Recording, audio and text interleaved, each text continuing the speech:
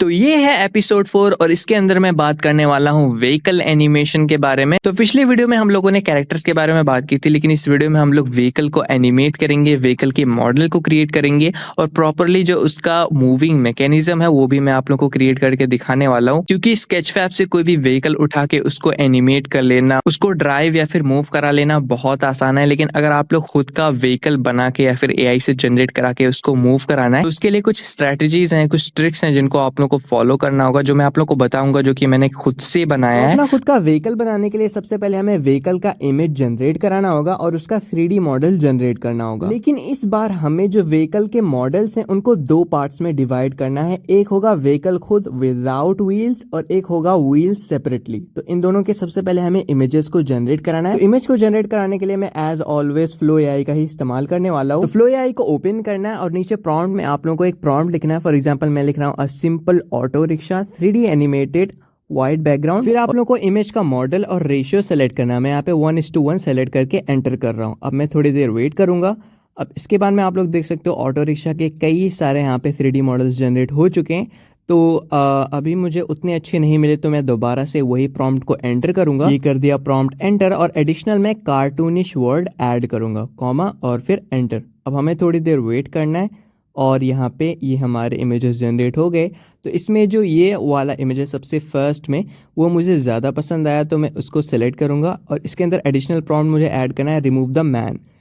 तो ये man remove हो गया। इसके बाद में एडिशनल एक और प्रॉम्प्ट आप लोग को डालना है। आप लोग को लिखना है रिमूव टायर्स, जस्ट टायर्स, और इसके बाद में एंटर करना है। अब थोड़ी देर बाद में ये देख सकते हो जो टायर्स हैं वो रिमूव हो चुके हैं। अब इस इमेज को आप लोग को डाउनलोड कर लेना है। अब इस इमेज के हिस्ट्री में जाकर आप लोग को इससे जस्ट जो प्रीवियस इमेज था उसको सेलेक्ट करना है। अब इसके अंदर आप लोग को टाइप करना है remove every part except tyres. ठीक है, ऐसा कुछ आप लोग लिख सकते हो और इसके बाद में वेट करना और देख सकते हो जो टायर का इमेज है वो आ चुका है। अब इस इमेज को भी आप लोग को सिंपली डाउनलोड कर लेना है। इमेजेस वगैरह डन हो गए। हम लोगों ने दो इमेजेस को जनरेट कराया। अब इसके बाद में इनको हम 3D मॉडल में जनरेट करेंगे। अब सिंपली आप लोग को रोडिन पे जाना है और आप लोग को यहाँ पे जेन 1.5 को ही सिलेक्ट करना है। फिर प्लस पे क्लिक करके आप लोग को अपने इमेज को यहाँ पे अपलोड करना है। फिर जनरेट पे क्लिक कर देना है। ध्यान रखना है कि आप लोग जेन 1.5 को ही सिलेक्ट करके रखो। अब इसके बाद में हमारा जो मॉडल है वो जनरेट हो रहा है। ये यहाँ पे जो ऑटो रिक्शा का मॉडल है विदाउट टायर्स ये जनरेट हो रहा है। सिंपल से पिछले वीडियोस की तरह आप लोग जनरेट कर सकते हो मॉडल्स को। जैसा कि आप लोग यहाँ पे देख सकते हो जो मेरा मॉडल है वो जनरेट हो चुका है, टेक्सचर्स वगैरह भी ऐड हो चुके हैं। अब मैं दोबारा से यहाँ पे मैं कन्फर्म पे क्लिक करूंगा और अपने OBJ फाइल को या फिर FBX फाइल को डाउनलोड कर लूंगा। तो ये हो गया डाउनलोड। फिर सेकंड जो टायर वाला इमेज है उसको मैंने अपलोड कर दिया, उसको भी जनरेट पे क्लिक कर दिया। अब यहाँ पे ये मेरा हो गया प्रोसेस। सेम उसी प्रोसेस से मैंने जो टायर का मॉडल है उसको भी डाउनलोड कर लिया विद टेक्सचर्स। ठीक है, तो इन दोनों के मॉडल्स वगैरह को भी आप लोग इजीली जनरेट करा सकते हो। तो दोनों मॉडल्स मेरे रेडी हैं।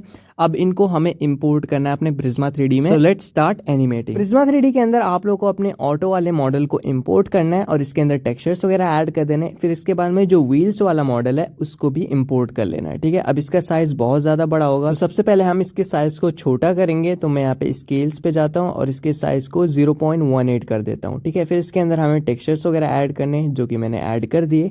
अब इसको रोटेट करके इसके पोजीशन पे ले जाकर रख देना है। ठीक है, इसको मैं 90 डिग्री रोटेट करूंगा Y एक्सिस पे। ये हो गया रोटेट। अब इसको इसके व्हील वाले एरिया में ले जाकर मैं फिट कर दूंगा। ठीक है, अच्छे से जो व्हील की पोजीशनिंग है वो बिल्कुल सेंटर्ड होनी चाहिए, सेंटर में होनी चाहिए, वरना जो रोटेशन है वो अच्छा नहीं दिखेगा। अब अच्छे से एडजस्ट होने के बाद में अगर आप लोग रोटेट टूल पे जाकर इसको रोटेट करते हो तो ये अजीब टाइप सा अनइवन विदाउट एक्सिस रोटेट करता है। तो इस चीज को हमें कैसे सही करना है, इसके लिए आप लोग को साइड में मॉडलिंग वाले ऑप्शन में क्लिक करना है, फिर पिवोट वाले ऑप्शन में क्लिक करना है नीचे। और अब आप लोग यहाँ पे अपने एक्सिस पॉइंट को खुद से एडजस्ट कर सकते हो, लेकिन आप लोग को सिंपली सेंटर वाले ऑप्शन पे क्लिक करना है और आप लोग सिंपली अब इसके बाद में अप्लाई पे क्लिक कर सकते हो।